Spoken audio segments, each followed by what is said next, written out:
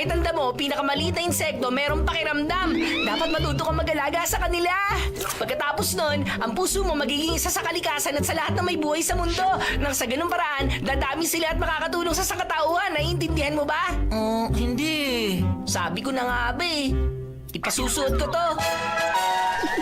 Fantasy glasses! Oh, suotin mo na. Ayan. O ngayon, tingnan mo yung dandelion.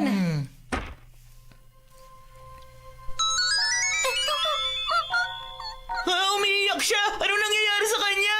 Narinig niya sinabi mo kanina na itatapon mo na siya. Ano?